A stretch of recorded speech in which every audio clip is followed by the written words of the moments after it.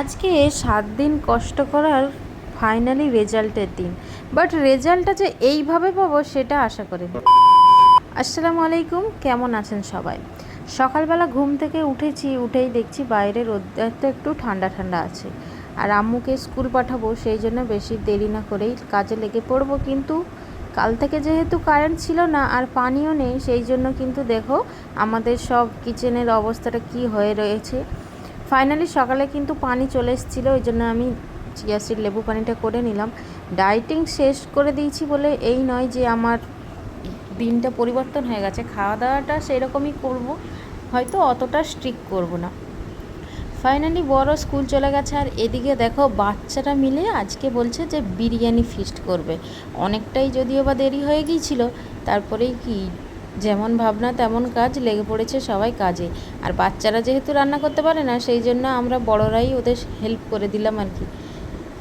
রান্না বান্না সব শুরু হয়ে গেছে, আর তারই ফাঁকে আমি যেটার জন্য এতদিন ধরে অপেক্ষা করছিলাম, ফাইনালি আমার সেইটা চলে এসছে।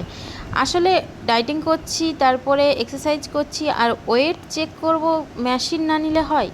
সেই জন্য আমি কিন্তু ওয়েট চেক করার জন্য একটা মেশিন অর্ডার করেছিলাম, সেটাই আজকে ডেলিভারি হয়ে গেছে। আমি রোজ কিন্তু ঘুম থেকে উঠায় চেক করতাম, আর যাওয়ার সময় চেক করতাম যে কবে ডেলিভারি হবে। ফাইনালি হাতে পেয়েছি গাইজ। ওই মুহূর্তটা সত্যি এতটা ভালো লাগছিল, যেন মনে হচ্ছিলো যে নেচেই নি। কিন্তু এইটা আমার কাছে যে বেশিক্ষণ ধরে রাখতে পারবো না, সেটা কিন্তু আমি বুঝতে পারিনি। এই যে ওয়েট মেশিনটা নিয়েছি, এটা কিন্তু অনেক কম দামে নিয়েছে। তোমাদেরকে চাইলে আমি কিন্তু লিঙ্কটা দিয়ে দেবো। সঙ্গে কিন্তু দুটো ব্যাটারিও দিয়েছে, যাতে যে তোমাকে আলাদা করে না কিনতে হয়, ওরাই হচ্ছে সমস্ত কিছু দিয়ে দিয়েছে। আমি ব্যাটারিটা পরে নিয়েছি।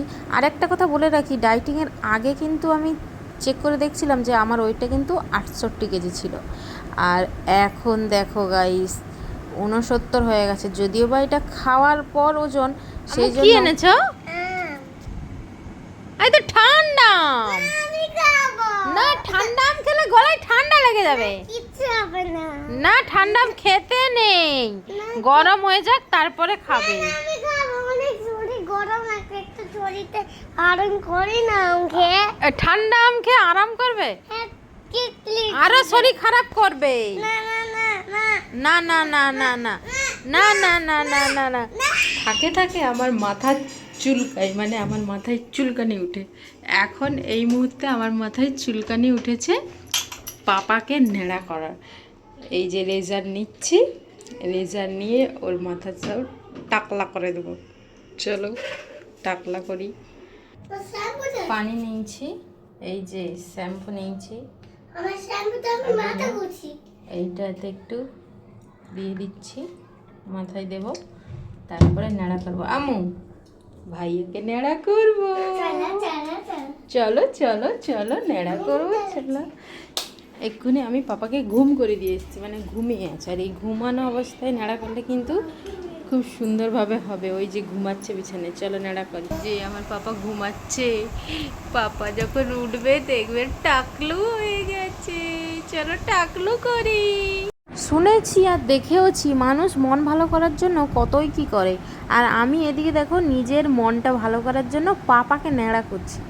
যদিও বা কয়েকদিন থেকেই করব ভাবছিলাম, বাট আজকে ওই নিজের ওয়েটটা দেখলাম যখন একটু হিলেনি ডুলেনি ঢিট হয়ে বসে আছে, সেই জন্য ভাবলাম পাপাকে একটু ন্যাড়া করে দিই। আর দুপুরের লাঞ্চের কিন্তু ভিডিওটা আমি করা হয়নি, কারণ এতটা মন মেজাজ খারাপ আর এত দেরি হয়ে গিয়েছিলো, ওই জন্য তাড়াতাড়ি করে খেয়ে নিয়েছি। আর এদিকে পাপাকে ন্যাড়া করতে করতে দেখো সেন্টারে দিদি চলে এসছে ওকে দেখতে, সেই জন্য অর্ধেকটা ন্যাড়া অবস্থায় নিয়ে চলে এসেছি। যদিও বা ওর ঘুমটাও কিন্তু ভেঙে গেছে। কি খাচ্ছ? আইসক্রিম, কুলফি আইসক্রিম, খুব মজা। ঠান্ডা লাগবে না তো? একটুও লাগবে না তো? কোথায় ছিল? দোকানে। কে কিনে দিয়েছে?